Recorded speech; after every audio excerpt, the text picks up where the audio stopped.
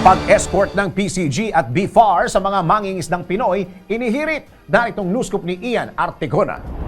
Iminungkay ng isang senador na paigtingin ang presensya ng Philippine Coast Guard at Bureau of Fisheries and Aquatic Resources sa mga pangisdaan ng mga Pilipino sa West Philippine Sea. Ito ayon kay Senator Amy Marcos ang isa sa mga maaaring paraan upang mapawi ang agam-agam ng mamamalakaya sa gitna ng sigalot territorial dispute sa West Philippine Sea, partikular sa Exclusive Economic Zone ng bansa. Dapat aniyang tiyakin ng gobyerno na may security escort ang mga mangingisda tuwing pumapalaot ang mga ito upang maiwasan ang pangaharas. Binigyang diin ng presidential sister na kaawa-awa ang mga mangingisda dahil tuliro ang mga ito at hindi alam ang gagawin sa hanapbuhay ngayon dumarami ang mga barko ng China sa West Philippine Sea. Nilinaw naman ng mambabatas na kaya pa ring mahilot ng dialogo ang anumang sigalot ng Pilipinas at China sa pinagtatalo ng karagatan.